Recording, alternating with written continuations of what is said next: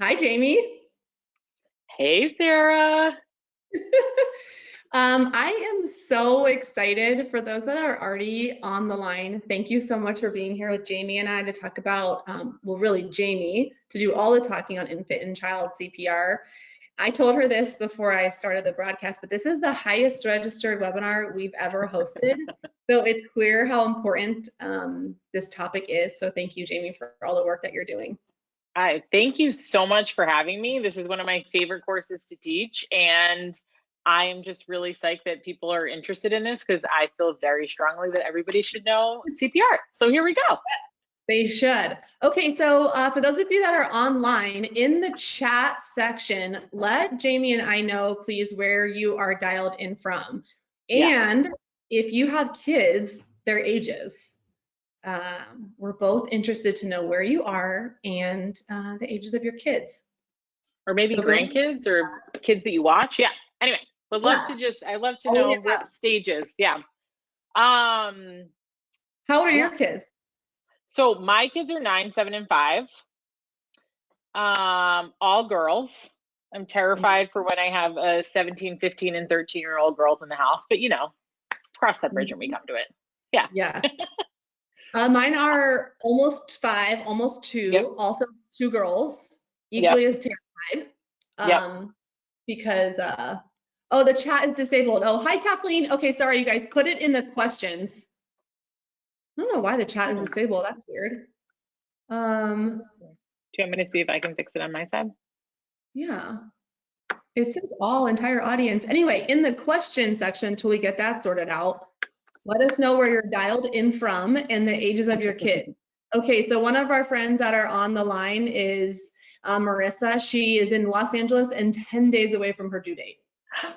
Congrats, Marissa. So psyched to have you here. What a great course to take right before you deliver. This is awesome. This is Well, also a good one to do as like a refresher when you start solid foods, or maybe if you have like, I don't know, a picky eater at home, like age 2, when they are like getting into everything. This is a good time to do it for you too, Sarah. it's the best, I know. Okay, so yeah, everyone's letting us know that the chat's disabled. That's okay. I'll moderate the question section so we can use Okay. this with the chat. I don't know why it's the right thing is selected, Jamie. You see it too. But anyway, put your Yeah. answers in the questions. Okay, Scranton, Pennsylvania, 15 weeks. I see Scranton. My husband was born in Scranton, Pennsylvania. you were? My husband was. Oh, cool. Charleston, South Carolina, expecting our firstborn in March. Yes. Brandon, Florida. Awesome. Uh, oh my gosh, first time grandma in March. Yes. Love this, you guys. I Janet, mean, I have welcome. so I'm many so happy to resources. see Yeah. grandma on here and congratulations. Love that. Okay, Janet reminded me that I'm going to launch a poll. So you guys should all see this question come up on your screen. If you'll just quickly let us know if you are one of the following: expecting your first baby, expecting a second or third, new parent, caregiver, other. We would just love to know like what type of people are on the line. And then we'll give everyone just a few more minutes, Jamie, and then we'll close the poll and get started. I love that. Can't All wait. right. Annapolis, Maryland, expecting first baby in March, 7-week-old girl. Another Ah, LA, baby boy, 5 months. Boston, Northeast Wisconsin, expecting in 2 weeks. Oh my gosh. So we have, you have people from all over. This is amazing. oh my gosh. Okay, so right now, Jamie, it's almost 50-50. 42% are expecting their first, 42% are a new parent, and a small percentage of caregivers. Amazing.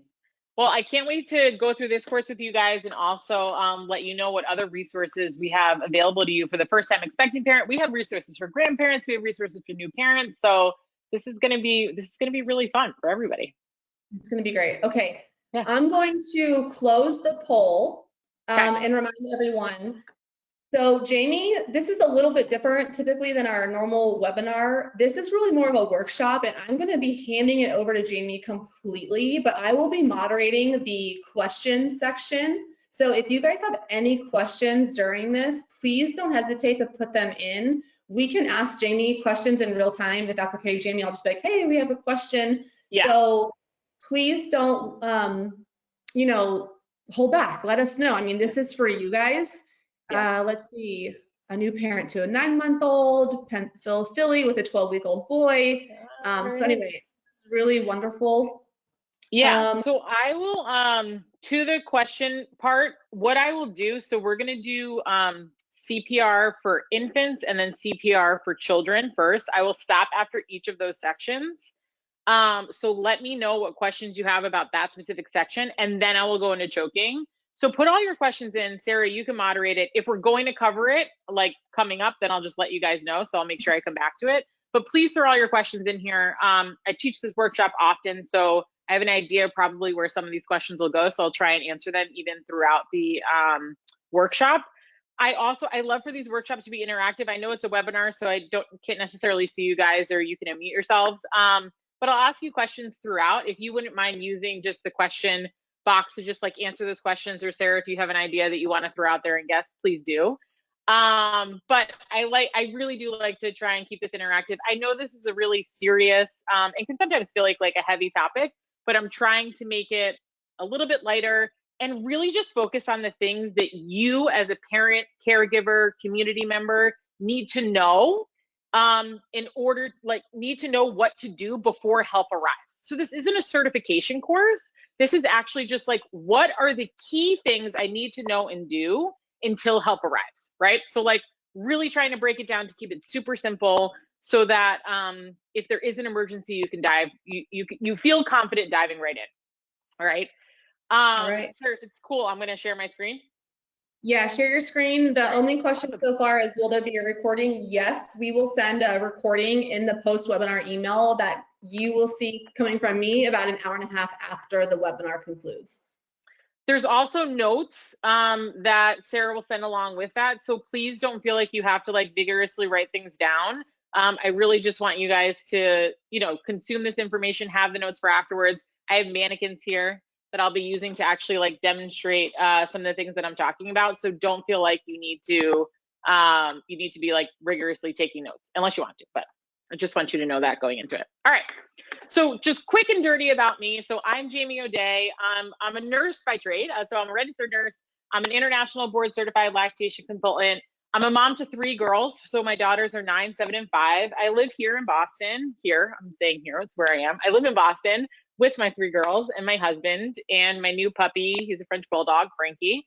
I spent most of my nursing career when I was in the hospital on labor and delivery.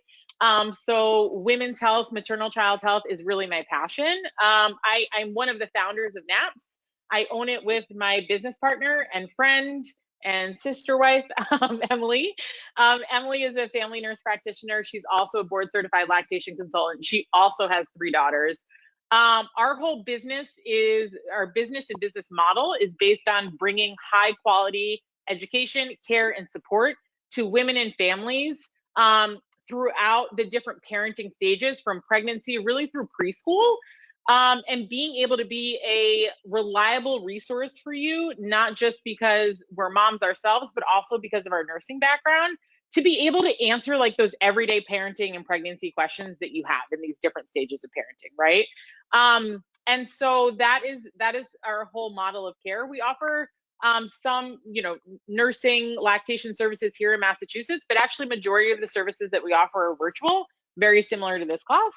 And they range from, prenatal classes to breastfeeding support to support groups to parenting webinars. And they're all of our resources, all of our content is provided by registered nurses and nurse practitioners. So that's a little bit about us and what we do, and me. And yeah, just wanted to give you a little bit of that background so that you understand the why behind why I'm the one teaching you this today. All right. So this is going to be the lay of the land for the class today. We're going to go through infant and child CPR. We're going to go through infant CPR first, then child, then we're going to do infant choking, and then child choking. I will actually tell you the differences. There's a few differences between infant and children and adults. So I will actually touch on adults as well.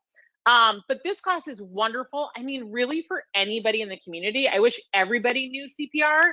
But obviously when we're specifically talking about infant and children, parents, grandparents, family members, friends, caregivers, nannies, these are all really everybody, these are great tools to have so that you know how to respond into an emergency.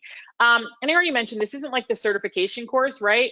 This is actually based on the American Heart Association's Friends and Family course, which is really just telling you the exact steps to take, which I'm going to say over and over and over again during this course, so hopefully they stick. The exact steps to take in order to respond in an emergency, all right? So I want to start with a few basics. I'm going to go in and out of this presentation. So I'm going to talk you through a few things, and then I'm going to show you a few things, all right? So when we're talking about CPR, CPR actually stands for cardiopulmonary resuscitation. Cardio means of the heart, pulmonary means of the lungs, resuscitation means to revive, right? So CPR, what CPR is doing, it's effectively doing the work of the heart and the lungs when they are no longer working, right? So when the heart has stopped beating and the lungs have stopped breathing, CPR is doing the work of the heart and the lungs, right?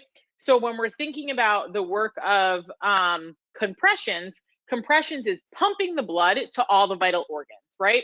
And the organ that we're most concerned about when somebody's heart has stopped or lungs are or somebody's not breathing is the brain, right? So they're pumping blood to the brain. And the breaths are oxygenating that blood, right? So now we're pumping oxygenated blood to the brain, right? But to other vital organs, okay? So that's actually the mechanics behind CPR and why we're doing it. Why do we learn? I'm actually going to go back because I want you guys to answer this question. One of the reasons to learn CPR is that the majority of cases of CPR, the majority of times when somebody needs CPR are happening in the home. So that means that it is almost always somebody you know, somebody you love, that is going to need you to respond in an emergency, okay? It's rare that it's a stranger on the street, okay? So one, most cardiac events happen in the home. So this is a really good reason why people should actually learn CPR, right? Because this is somebody you know, somebody you care about. But many people do not actually perform CPR. And here's my first question to you all. Use the question box, or Sarah, shout out what people are saying or what you think the answer is. What do you think is the #1 reason why people don't perform CPR? Even if maybe they know how to do it or they've sort of seen how to do it, what do you think is the #1 reason why they don't start CPR? We have people writing out some answers. What do you got? Afraid of hurting someone. Yeah, same thing. They don't want to injure someone. They forget. Mm-hmm. Scared to do it, scared to do it wrong. This is great. Yeah. So the #1 reason why people do not perform CPR is because they're afraid they're going to do it wrong. All right. If you take nothing else away from this course, what I usually say is, like, CPR is like sex, although you guys can all argue with me on this if you want. Bad CPR is better than no CPR at all, right? Bad sex is better than no sex at all. This is right. So bad CPR is always better than no CPR at all.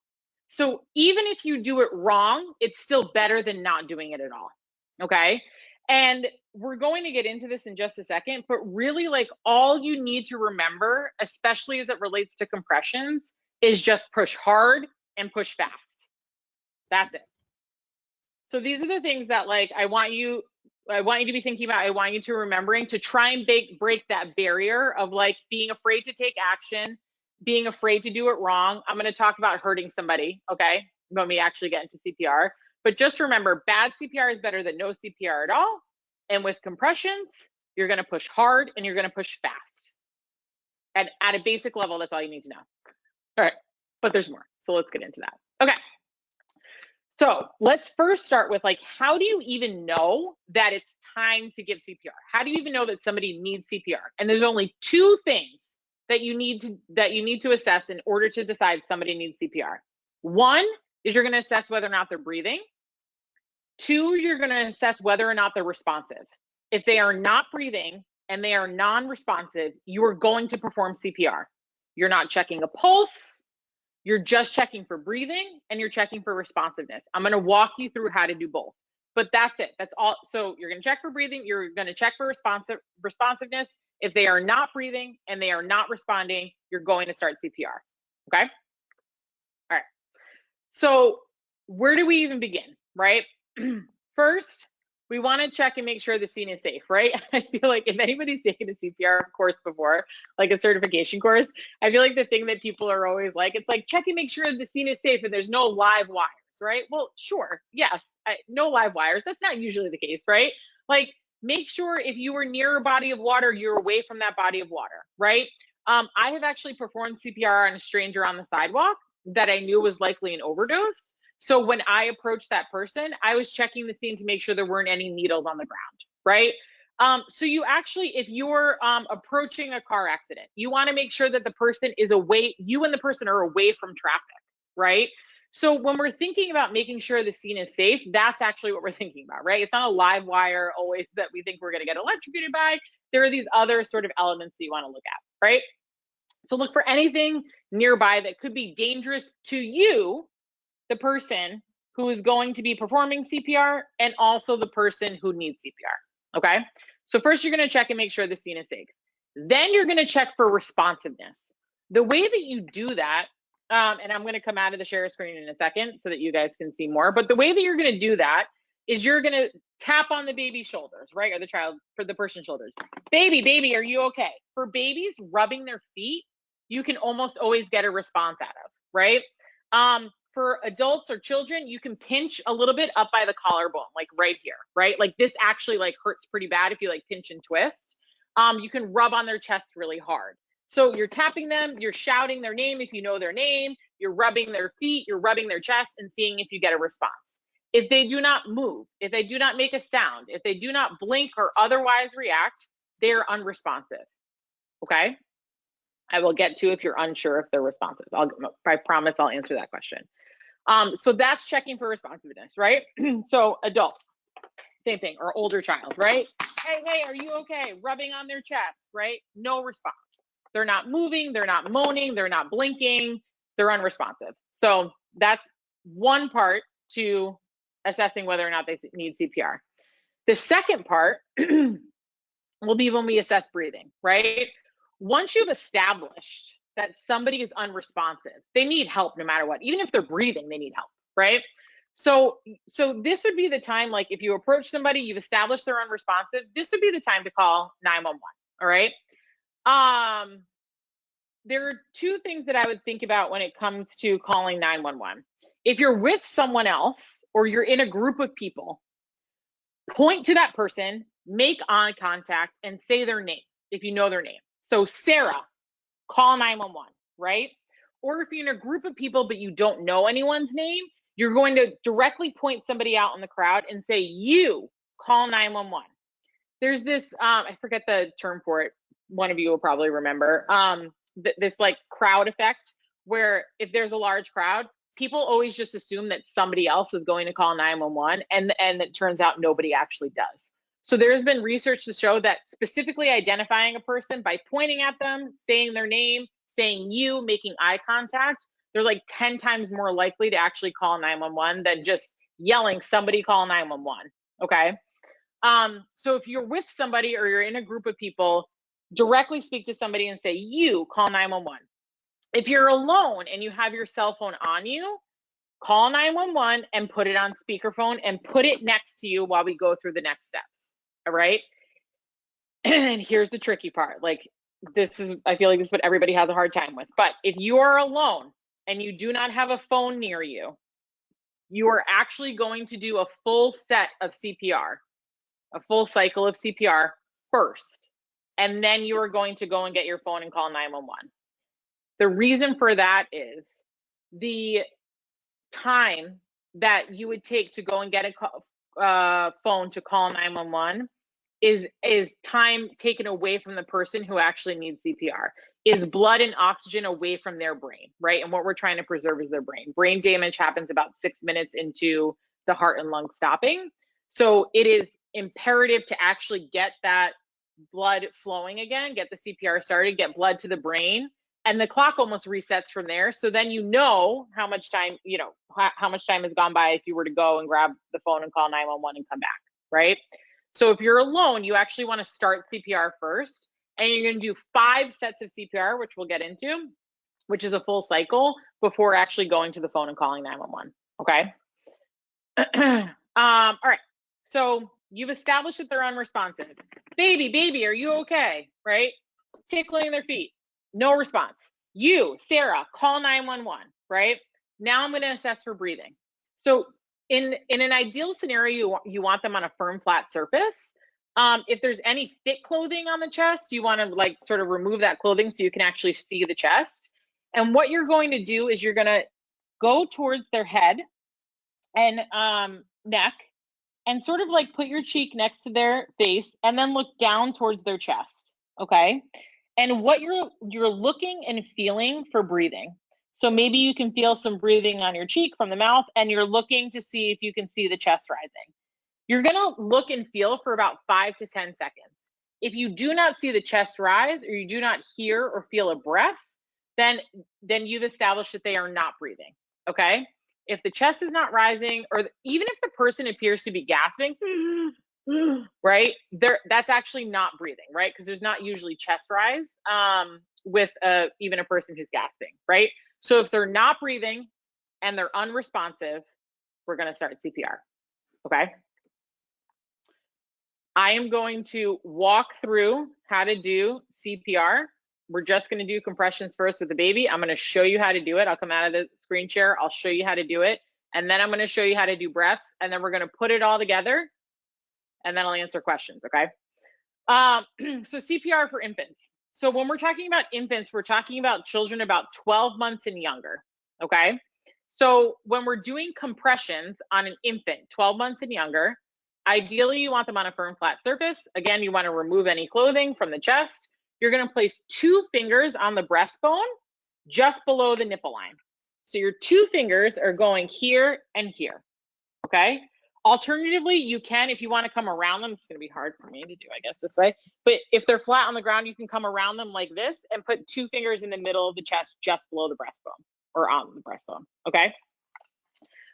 So it can be 2 fingers, 2 fingers. I'm going to come into a full screen in a second. You're going to push straight down. So it says about 1.5 inches, right? Well, like what the heck does that even mean in real life?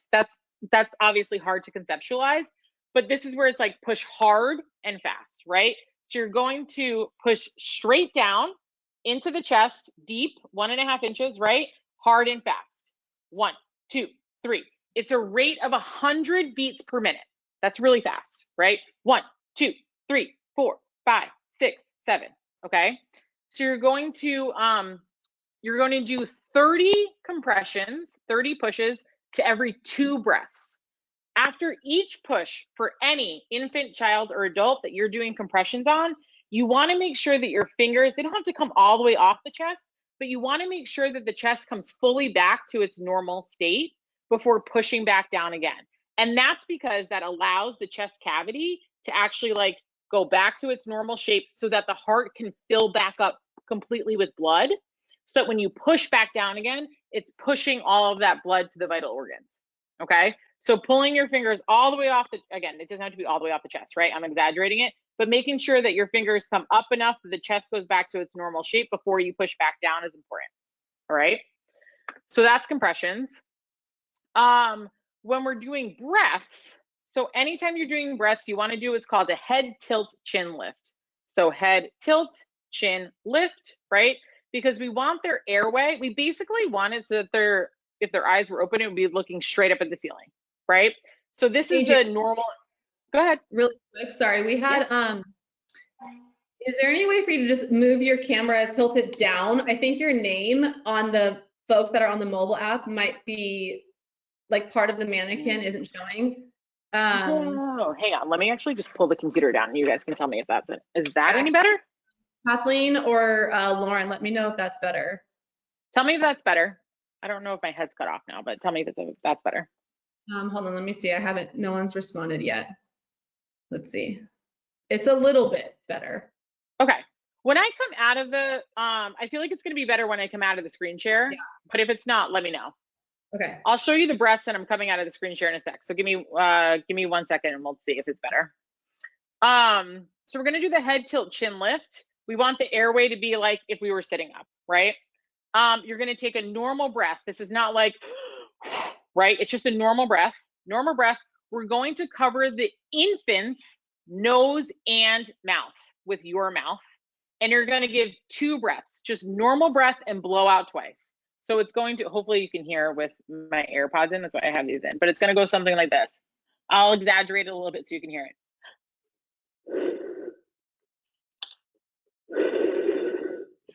So you're just giving a normal breath over about like 2 to 3 seconds. And when you do it, if the breath is effective, you should actually be able to see the chest rise, right? So when you do it, you can actually look down at the chest to see if the chest rises, okay? For an infant, if you cannot cover both their nose and mouth, you actually are just going to cover their nose, right? So this is going to be different for a child than adult. So you're just going to cover your mouth with their nose to give the breath if you can't cover both their nose and mouth. And this is just because how babies 12 months and younger anatomically, their airway is, usually their tongue will like get in the way. So it's actually better to do it through their nose. All right. All right. I'm going to go through all of this one more time, all the steps, then I'm going to come out of the screen share and put it all together. Okay. So you see somebody down, right? A child down. They're on the floor, they don't look responsive. First, you're going to check and make sure that the scene is safe, right? There's nothing that could harm you or the person who needs CPR.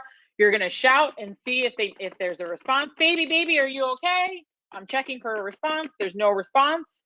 I have somebody with me. Sarah, call 911. And then I'm going to check for breathing, right? I'm going to bring my face down to the mouth, see if I can feel it. I'm going to look at the chest for 5 to 10 seconds. I don't feel any breathing. I do not see the chest rising.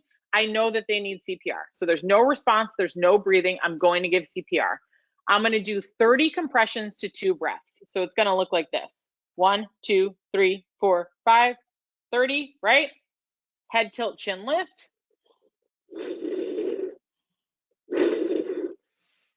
Okay, I'm going to do that 5 times. If I'm by myself, I'm going to do that 5 times and then call 911. Otherwise, I'm going to do that 5 times. And if somebody else is with me and wants to take over, they can, or I will just continue doing it until the person becomes responsive or help arrives. Okay, so let me come out of this share. And you're breathing with your mouth, right? Obviously, like those breaths you're exhaling are coming out of your mouth. They're coming out of my mouth. Yep. You said if you can't cover both the mouth and the nose, we're just going to cover their nose. For infants, you're just going to cover their nose. Okay. Okay.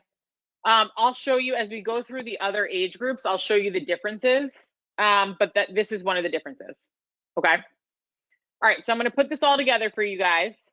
Can you guys see the mannequin? Is it yeah, like is this better now?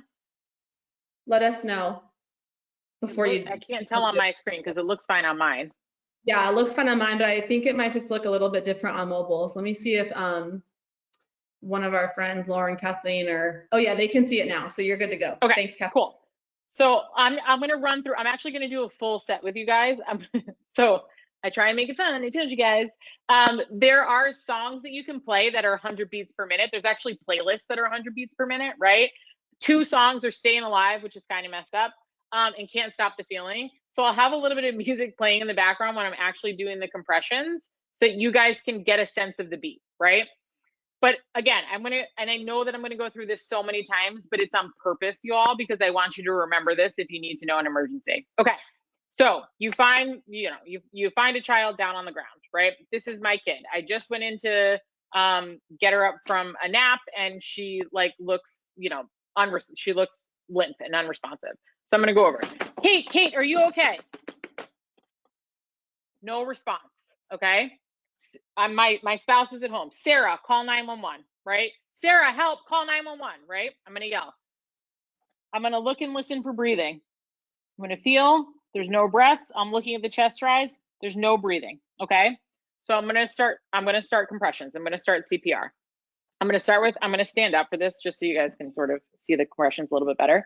I'm going to take 2 fingers along the nipple line, and I'm going to push down hard and fast. 1, 2, 3, and I'm going to make sure that my fingers come all the way up off the chest so that the chest can come back to its normal shape. All right. And when I'm doing it fast. So maybe you can hear some music. Let's see. What do we got? Ready? 1, 2, 3, 4, 5, 6, 7, 8, 9, 10, 11, 12, 13, 14, 15, 16, 17, 18, 19, 20, 21, 22, 23, 24, 25, 26, 27, 28, 29, 30. 30 compressions, head tilts, chin lift, cover their nose and mouth.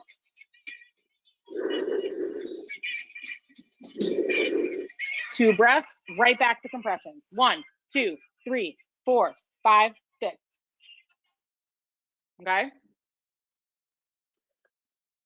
Common questions.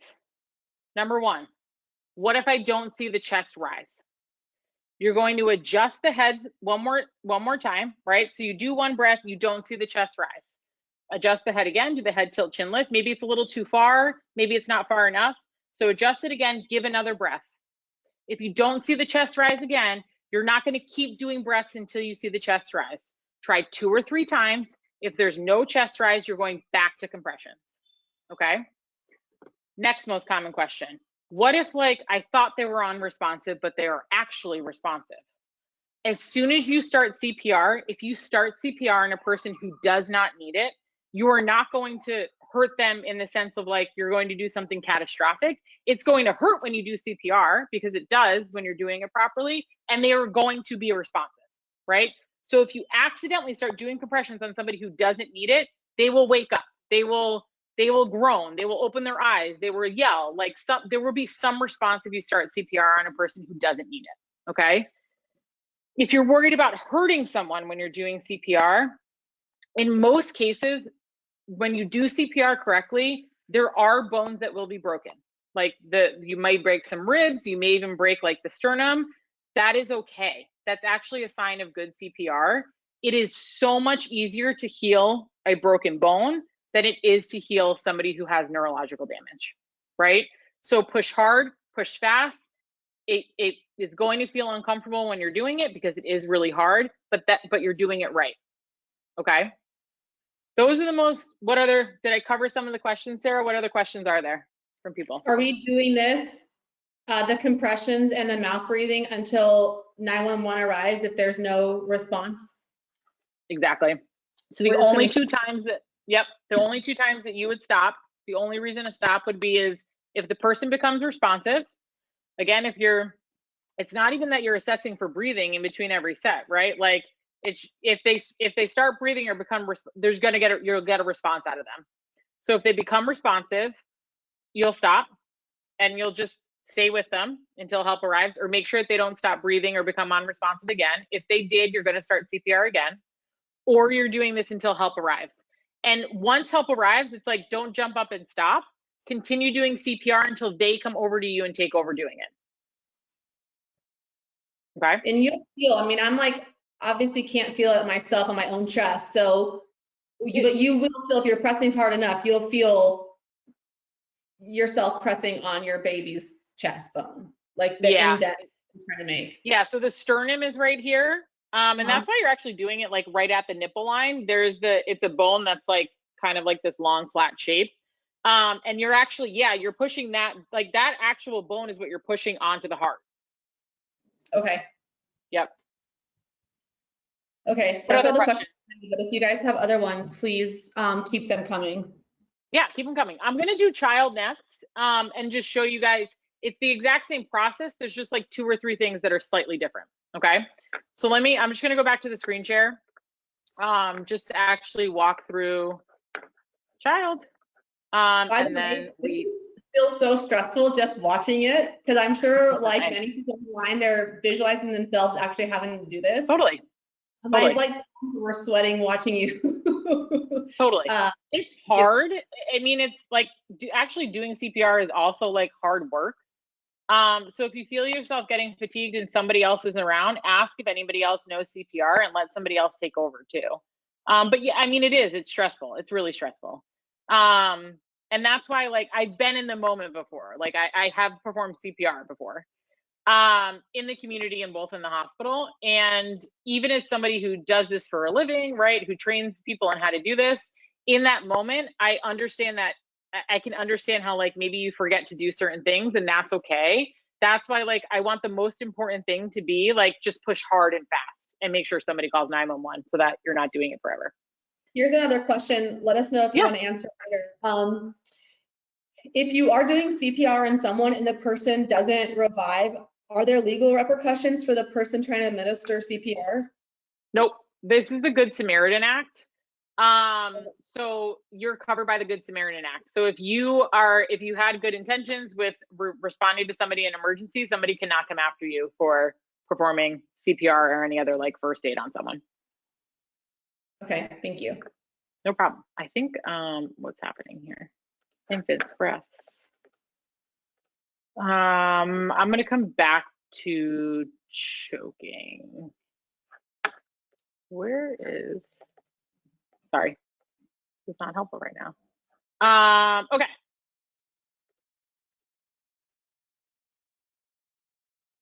Sorry. I don't know what you said. I think I just lost my spot and I accidentally went ahead on my slides and I didn't mean to do that. Okay. So now we're going to do children. So children, we're talking about ages 12 months and older.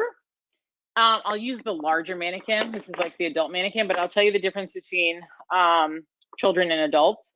So with children, everything is the same with the exception, with children and adults, everything is the same with the exception of how hard you're pushing because it's a bigger person, okay? So with a child, instead of using 2 fingers on their breastbone, right, you're gonna use 1 hand. And the reason is because you're trying to get deeper. It's 2 inches, it's about 2 inches that you're trying to push down instead of 1.5, right? So 1 hand on a child in the exact same position that we did with the infant. So there was 2 fingers on the breastbone for an infant, 1 hand on a child. And then for a child, when you do the head tilt, chin lift, you're pinching their nose. This is for a child and an adult. You're pinching their nose and you're doing your breaths through their mouth. Okay, so with an infant, you're covering your mouth, you're covering their nose and mouth with your mouth. Okay, for a child, you're pinching their nose and only covering their mouth. For an adult, you're pinching their nose and only covering their mouth. Okay, for an infant, you're doing 2 fingers on the breastbone. For a child, 1 hand. For an adult, 2 hands. And again, it's only because you're trying to push down harder. So an adult is like 2.5 inches, right? Those are the only differences. Any questions about that before? I'll go through a cycle of CPR for a child as well, but does anybody have any questions before I do that?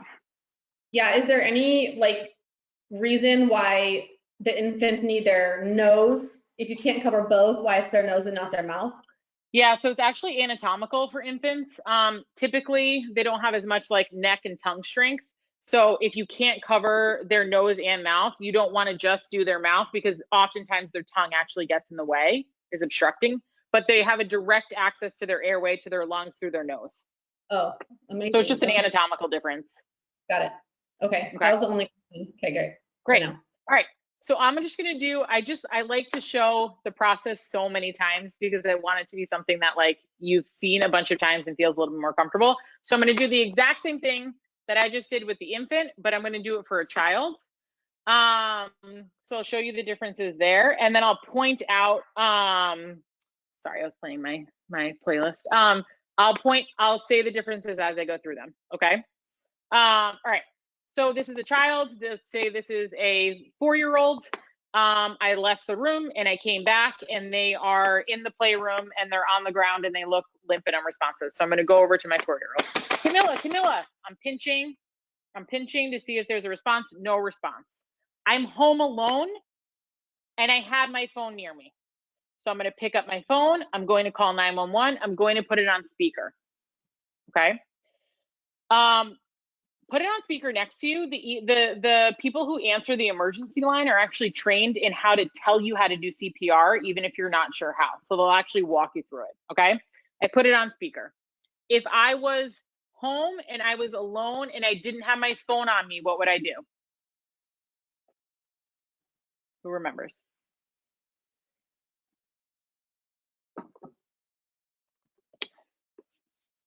Anyone? 1 round. Yep. And then I would start CPR. 1 round and then go get your phone and call. Correct. People Okay. answer, so they're very intently paying attention. All right, great. I knew there was going to be a delay with answers. That's fine. Okay. Camilla, you're okay. I'm pinching her. She's not responding to me. I have my phone on me. I'm calling 911 and I'm putting it on speaker. Now I'm going to check for breathing. I already checked to make sure the scene was safe. I was in my own home, right? So now I'm going to check for breathing. I'm going to bring my face down to her mouth. I'm going to feel at her mouth and look at her chest to see if I feel or see any breathing. I wait for about 5 to 10 seconds. She is breathing. I'm not going to perform CPR. She's unresponsive, but she's breathing. I'm going to stay by her, and I already called 911 and help is on the way. Okay? I'm going to continue to watch her to see if she stops breathing. If she stops breathing, I'm going to perform CPR. Okay? I'm watching her. 911's on the phone. They're on the way. She stops breathing. Okay. I watch her stop breathing. Now I'm going to start CPR. All right? She's a child. I'm going to do one hand still along the breastbone, right? You can kneel or actually stand over the person, and I'm going to push hard and fast for 30 compressions to 2 breaths. That's still the same at a rate of 100 beats per minute. All right? So I'll do a set with you. 1, 2, 3, 4, 5, 6, 7, 8, 9, 10, 11, 12, 13, 14, 15, 16, 17, 18, 19, 20, 21, 22, 23, 24, 25, 26, 27, 28, 29, 30. 2 breaths, head tilt, chin lift, chin lift, pinch the nose, cover the mouth, normal breath. I saw chest rise. I'm going right back to compression. 1, 2, 3, 4, 5, 6. Okay. While I was doing CPR, she became responsive. What am I doing? Am I telling 911 not to come? No, I don't think so. 911 is still going to come, right? So while I was doing it, she became responsive. I'm going to sit next to her. I forget which kid I said. Camilla, mommy's right here, right? You're okay. You're safe. You're just going to stay with them. Make sure they don't become unresponsive or stop breathing again. All right. How's everybody doing? I'll wait for people to answer that question. I feel good, but also just like, in my mind, I'm like, I just hope I never am in a situation where I have to do that, especially for one of my kids. Janet says good, ready to be a grandma. She's prepared to watch that baby. Okay. It's stressful, but obviously it's so important. No, I know it's stressful. I want to make sure we have enough time to get through choking too. So I'm going to go into that for the infant and child. It's quicker than the CPR stuff. One thing that I do just want to say is CPR in an adult, only difference between an adult and a child, you guys, is 2 hands. So it looks like this. 1, 2, 3, 4, 5, 6. That's it. Still 30 compressions to 2 breaths. Still pinching the nose and covering the mouth. Okay. For so infants, now you know how to do it on an infant, child, adult. For infants, someone's asking, is it at the nipple line or just below? It's you're lining up your fingers just below the nipple line. Okay. So, on this mannequin, I'd put my finger here and here. Okay. You just don't want to go too low. Right, or at, and then your other one's right or at. Yeah. Yep. You don't want to go too low because we're trying to impact the heart, but on the strong part of the sternum. Okay. If we don't see the chest rise during breaths, then what should we do next? Head tilt, chin lift 1 more time. Give 1 more breath. Do not give more than 3. If you don't see the chest rise, go back to compressions. And then back to the 2 or 3 breaths. Just keep Still doing it. Give the breaths. Even if you don't see the chest rise, continue to give the breaths, because even if a small percentage of the air maybe there's an obstruction, which we'll get into in a second, even if a small percentage of the air gets around the obstruction, it's still some amount of air going to the lungs. So still do the breaths.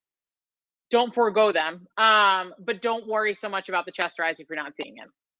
Okay, can you remind us when we switch from child to adult CPR? Adult. Yeah. So I mean, some of this is going to be subjective, right? Like maybe you don't even know the age of the kid. It's fine. It's more so the size, right? So like how it's being able to push down hard, right?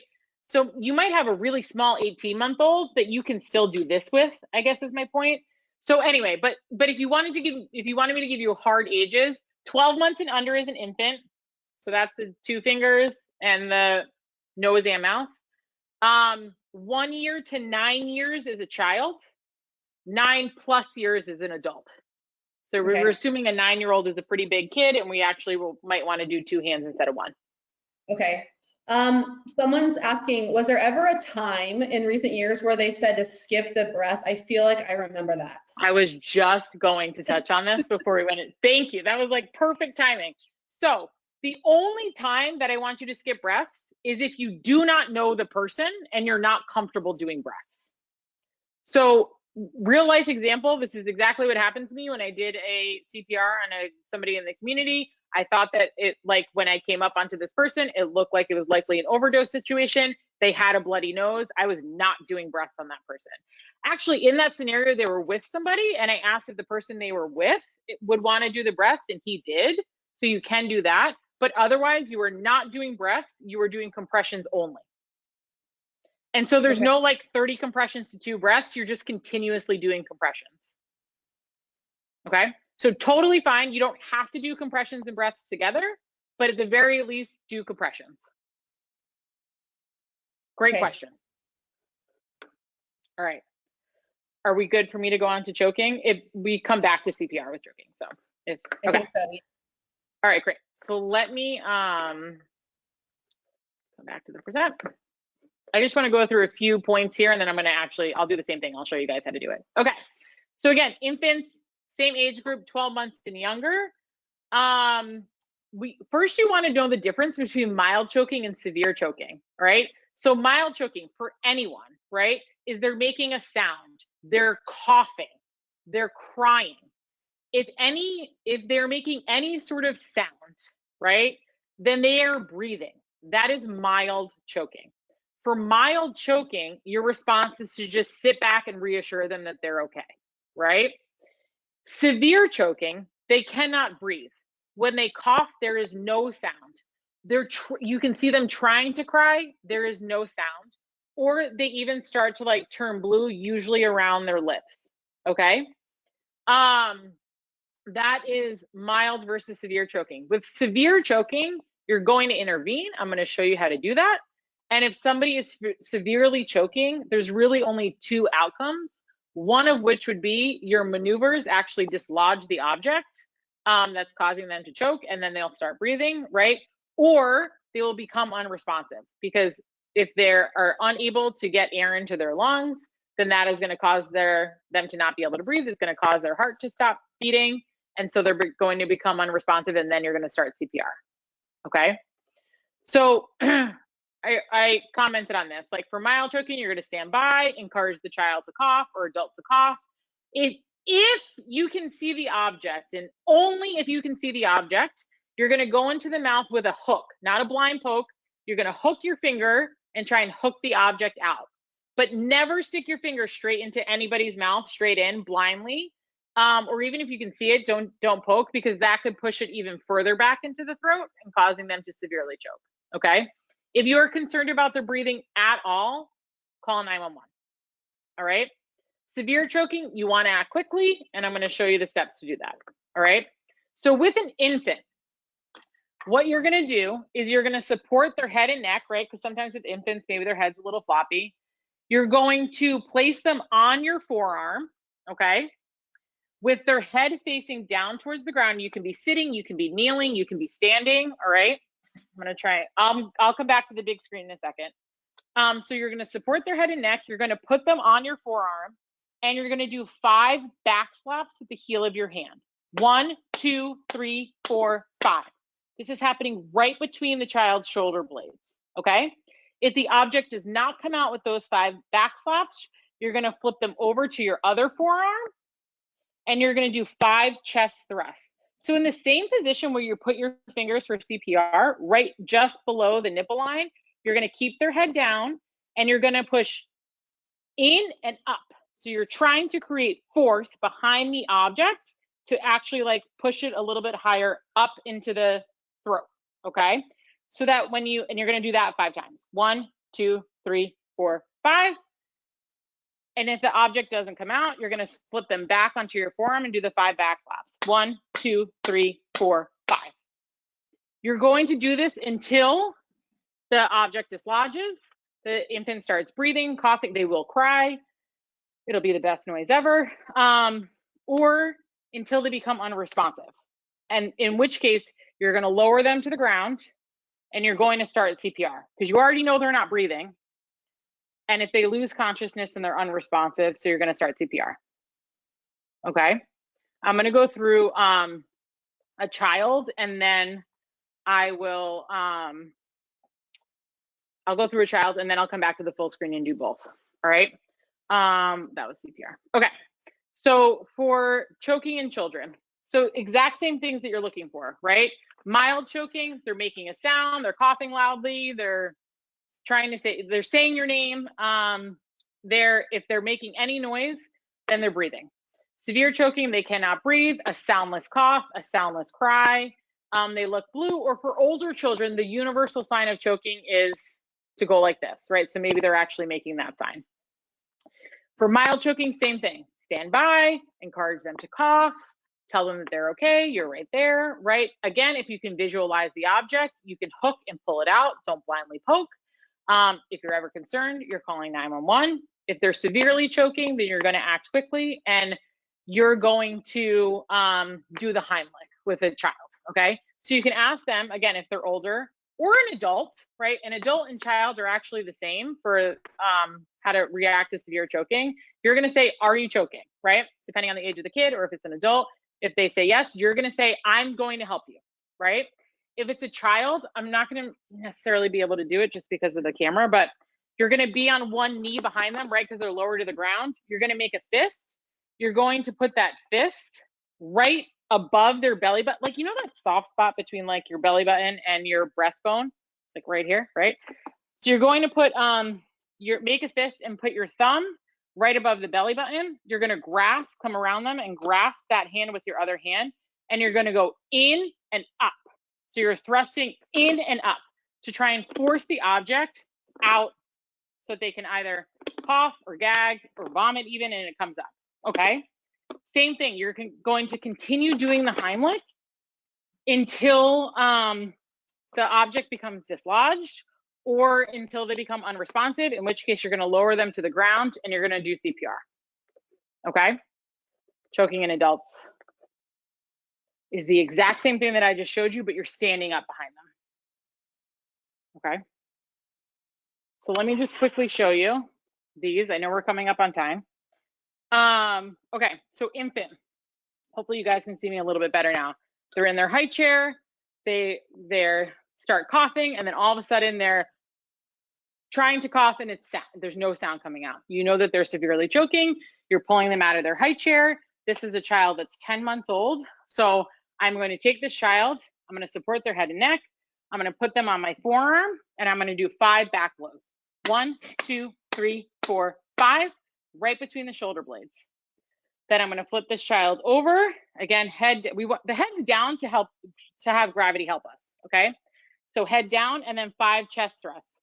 Right just below the nipple line, just like CPR. 1, 2, 3, 4, 5. In and up. Object still isn't dislodged. Gonna come back. 1, 2, 3, 4, 5. Back slaps. Object pops out. Kid starts screaming. Okay. Infant, child, right? I'm on a knee. Are you choking? Yes. I'm on a knee, I'm behind them. I'm gonna make a fist. I'm gonna put it right in this like soft spot between the chest bone and the belly button. I'm gonna bring my other hand around. I'm gonna pull in and up. Trying to create force to dislodge the object. Okay? You're going to continue doing that until one of what two things happens?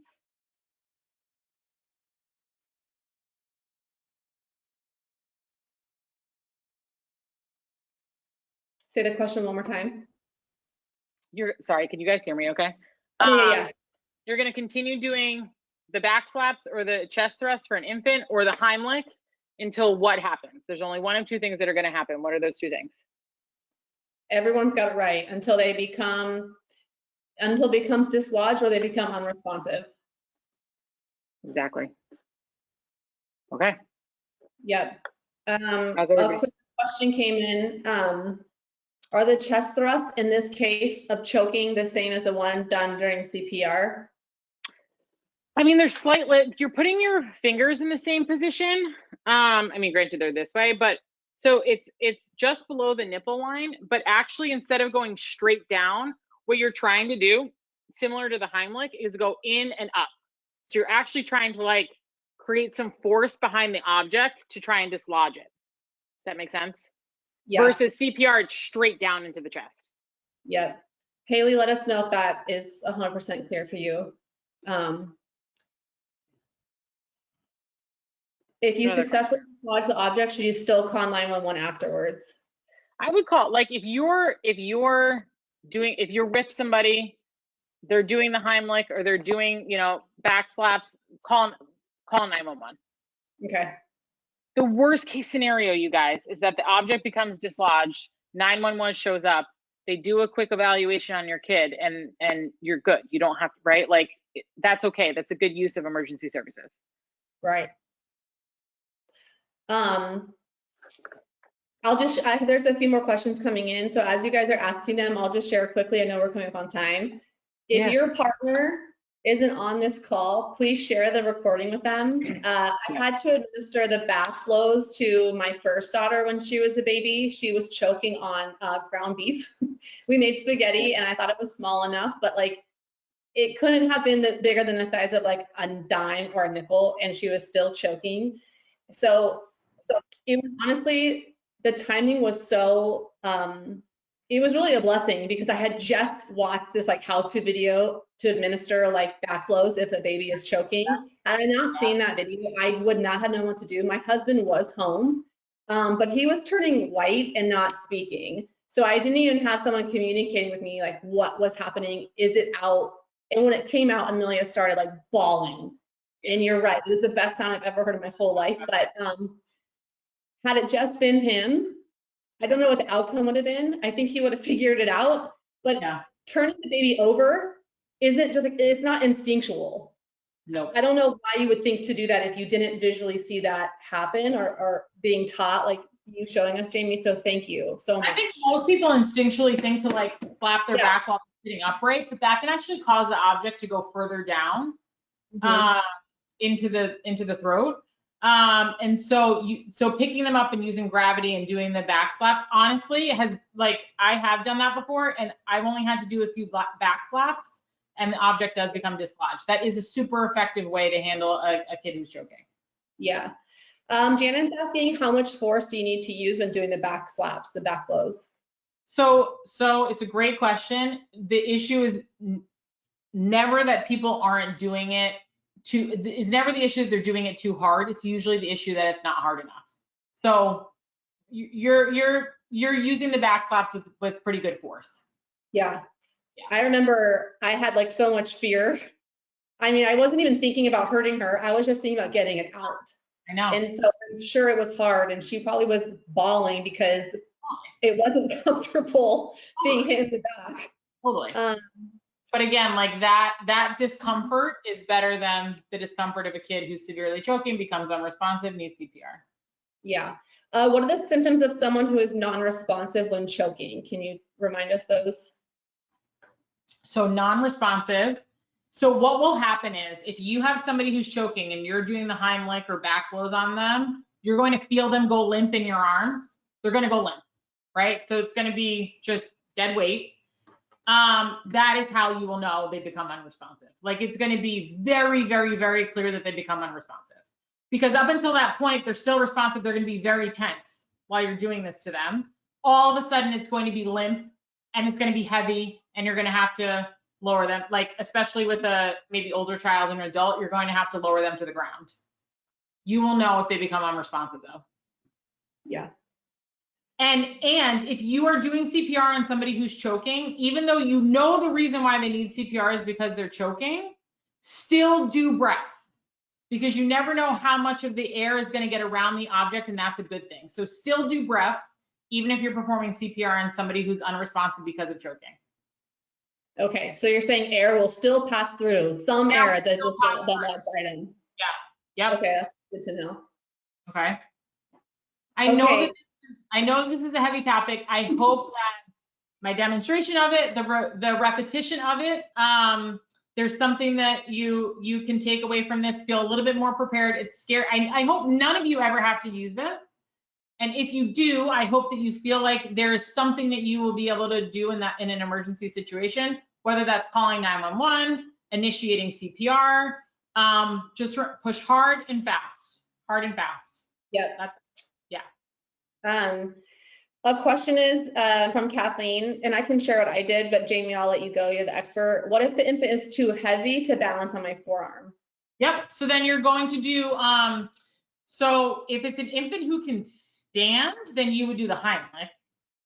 So it depends. Like even, yeah, this is like a size thing, right? Yeah. Or sit down, right? So otherwise, like sit in a chair or take a knee and support them on, I'll try and show you, and support them on on your leg too, right? That's exactly how I had Amelia. Right. So they're on your leg and still on your forearm if they can't stand. But so you're gonna do back loads like this. Yeah. Okay. Yep. Thank you. Kathleen, does that help? I've never unstrapped her from the high chair so fast. Like, I don't even think it was a second. Oh, I know. It's so scary. Man. Okay, she said yes, that was helpful. All right. If you guys have any other follow-up questions or you think of something after this webinar is over, in the post-webinar email is contact information for Naps and Jamie. You can always send them a message on Instagram too. But like I said, there will be a post-webinar email that has like all of the resources that Jamie talks about. If you want the Naps annual membership, there's $150 off with the code Poppylist, or you can automatically add that membership to your Poppylist registry. Both options are available and will be included in the post-webinar email. Again, share this recording of the session. It's also available on her website throughout the year. So anything else you want to add, Jamie? Thank you so much. No problem. And you know, because we had an hour, the only thing that we didn't cover is like first aid. So if you wanted more education on that, there's the Infant and Child CPR, choking, and first aid course within the membership. Or that's a live course that you can do monthly with us.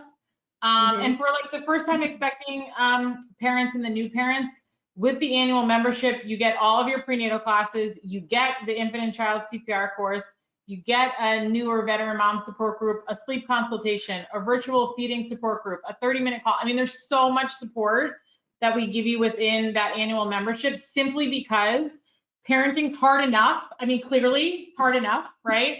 And we really were trying to make everything accessible to you in one place, so you didn't feel like you had to go to all these different places to learn about CPR and feeding and sleep. And so we really just tried to make it easy with the annual membership for you all. So it's a 2-week trial for you guys to check it out. So if you're interested in it, check it out. And yeah, if you want to get connected with me, you can just do it through our website, or you can email me, jamie@nurturebynaps.com, or on Instagram @nurturebynaps. One more question. Yeah, go ahead. How often do you check for the object, try to hook it out? There's no like set timeline that you need to do that. If you think to do it, great, look, and if you can see it, scoop it out, but that's not part of the like, it's not like after every time you do 5 back slaps, check the mouth for the object. That's just something you can do if you think of it. Okay. Yeah. All right. Well, I hope everybody feels more prepared and confident should this have to happen in your family or at a restaurant, anywhere with anyone. Jamie, thank you so much for your time. It was so helpful. There's a lot of thank yous coming in for everything. So we really appreciate it, and that it's so important. So thank you for what you do. Oh, thank you. Seriously, Sarah, thank you so much for having me. I'm psyched that I could do this for you all today. And thank you all for those of you who joined live or are watching the recording. I think this is so important. So I appreciate you all too. All right. Thanks, guys. Have a great weekend. Bye, everyone.